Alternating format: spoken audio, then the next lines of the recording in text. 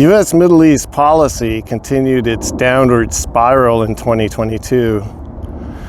The President and Congress aided and abetted illegal Israeli objectives over better policies preferred by overwhelming majorities of American voters.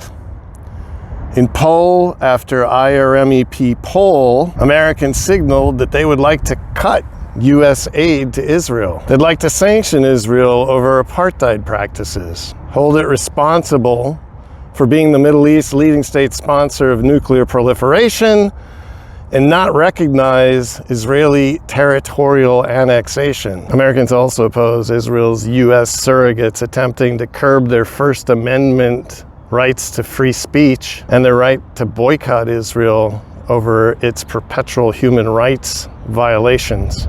None of these very popular and noble objectives were translated into U.S. policy in 2022. Americans are instead likely to be further undermined in 2023, so here are IRmep's takes on 2022 and our 2023 IRmep predictions.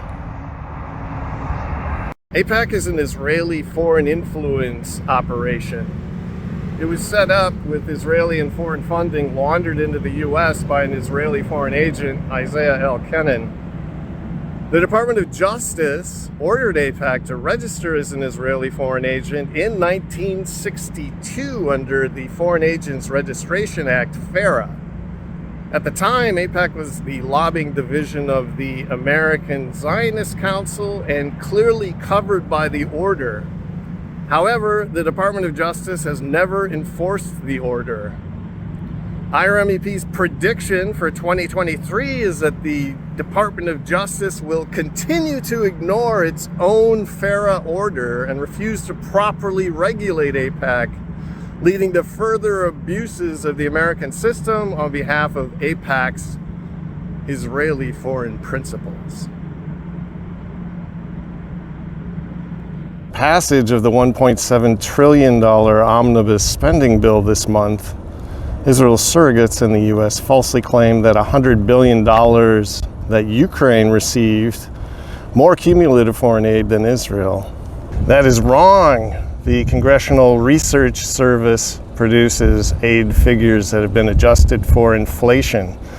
And adjusted for inflation, U.S. aid to Israel, cumulative U.S. aid to Israel is $236 billion, more than twice as much as aid to Ukraine. Even that figure does not include billions of black budget intelligence aid. It's a common tactic for Israel's surrogates to attempt to minimize the enormous, illegal, unjustified, and unconditional aid that the U.S. provides. In past years, Israel's surrogates even claimed the U.S. costs of maintaining its ally Israel were far less than the costs of U.S. troops maintained in Germany, South Korea, and Japan. This claim is also false because there is no treaty alliance between the U.S. and Israel, and therefore Israel is not technically an ally. The aid has also been illegal since the 1970s. After learning Israel, with the aid of U.S. surrogates, stole U.S. weapons-grade uranium in the 1960s to fabricate Israel's first atomic weapons, Senators John Glenn and Stuart Symington passed amendments now within the U.S. Arms Export Control Act, prohibiting U.S. foreign aid to clandestine nuclear weapons countries. However, no U.S. president has ever issued waivers to make U.S. aid to Israel legal, and Congress ignores its own law. Most presidents sign letters promising never to discuss Israel's clandestine nuclear weapons program. IRmep's 2023 prediction is that the President and Congress will continue to deliver illegal aid to Israel in direct violation of the Arms Export Control Act, and that Israel will continue to be the largest direct, indirect, and black budget foreign aid recipient. AIPAC expenditures on citizen lobbying in conjunction with an annual policy conference in Washington used to be its single biggest expenditure. It spent less lobbying Congress, the executive, and federal agencies. While it tried to influence political action committee and individual campaign contributions, it did not operate its own PAC. No more. AIPAC faced increasing public protests at its conferences, counter-conferences, unfavorable television and radio, and public denunciations when it emerged from the shadows and operatives flooded into the Washington Convention Center in Capitol Hill. In 2021-2022, AIPAC launched a new political action committee and super political action committee to promote Israel's preferred candidates over those who might instead demand abidance to American popular demands, international law, peace, justice, and fairness. For the most part, in 2022, Israel's foreign agent managed to install pliable politicians and keep more principled representatives out of power. From Israel and AIPAC's perspective, it was worth spending up to $9 million on each House election race and $48 million on a Senate race to install malleable politicians willing to unconditionally support Israeli rather than popular American interests. But in most cases, AIPAC spent much less to dislodge even its mildest critics. The IRmep 2023 prediction: AIPAC will continue to raise and expend tens of millions of dollars in political races. AIPAC will not hold any further mass public citizen lobbying events in Washington over fear of protests and backlash, although it will continue to host smaller expert meetings. This will lower political exposure of U.S. politicians attending the conference and passing AIPAC drafted laws.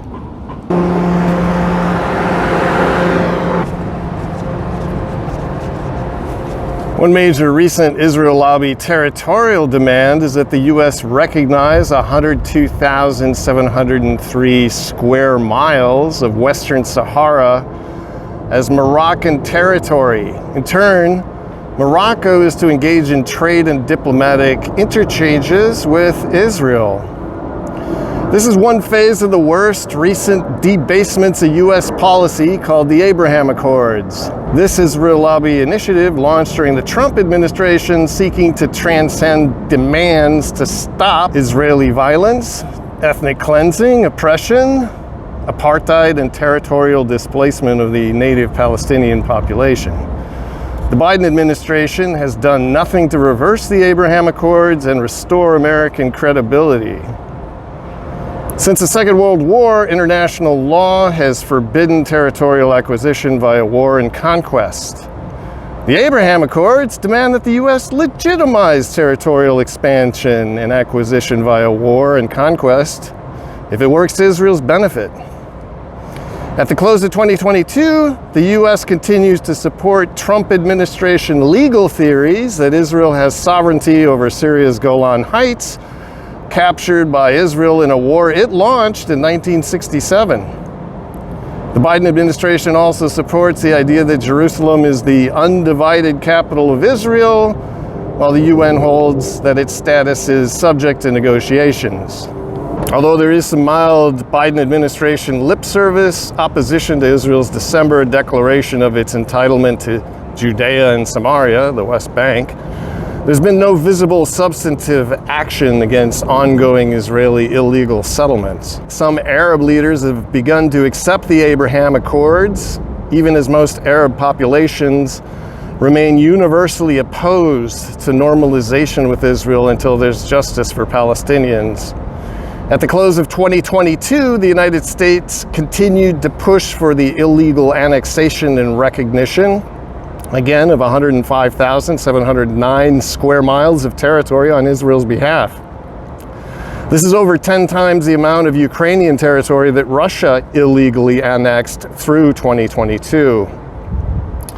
IRmep 2023 prediction: Israel and its U.S. lobby will continue to demand illegal annexations under the Abraham Accords as Israel lobby media pundits deflect and provide cover.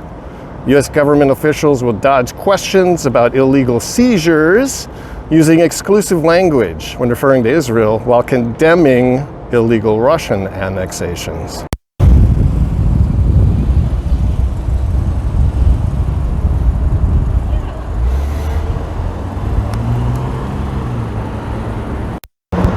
Given the factors listed, Americans wanting less corruption in foreign policy, have had few avenues for effective resistance in Washington. However, as Israel through its lobby demands ever more entwinement and tribute from America, it has unwillingly expanded into hostile territories it has not managed to co-opt, and it's losing big. AIPAC interlarged spending bills in Congress with demands that Israeli companies be allowed preferential access to capital and participation in joint ventures in water, energy, health, and military initiatives, harvesting billions of additional revenues for Israel and lobby insiders. In Virginia, AIPAC and its state cutout, the Virginia-Israel Advisory Board, worked hard since 2013 to steer $25 million in U.S. government funding and over $100 million in UAE government funds into an Israeli aquaculture company best known in the industry for killing fish.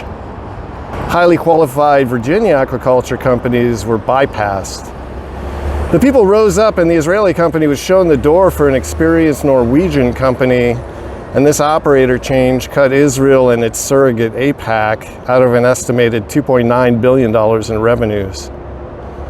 The Israeli company Energix is accustomed to building on Israeli-occupied West Bank and Golan Heights territories, landing it on the UNHCR list of human rights violators. Energix is importing its worst practices into Virginia, trying to corrupt and co-opt county boards as supervisors, using AIPAC-like behind-the-scenes tactics to disenfranchise neighboring landowners as it installs cheap, toxic, cadmium-heavy solar panels that 95% of the market rejects on prime agricultural land. Communities alerted to Energix practices have now risen up. They forced boards of supervisors to withhold zoning permits to Energix, sued, and are now pressing state agencies to withhold future licenses over widespread deceptive Energix practices. And this has canceled or put on hold $4.3 billion worth of Energix revenues. IRmep 2023 prediction? As Americans face ever more direct Israeli attempts to Palestinianize their communities in future, they will increasingly band together and fight back.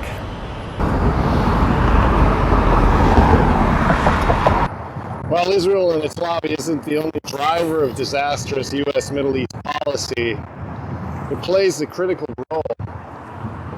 The lobby mostly escapes scrutiny, even from staunch critics. Many prefer to advance canards that Israel is merely a U.S. client state or America's unsinkable aircraft carrier. They even say the lobby is both legitimate and not a major factor in policymaking. None of this is true, and for this reason, IRmep will continue its research and education programs into its third decade of operations.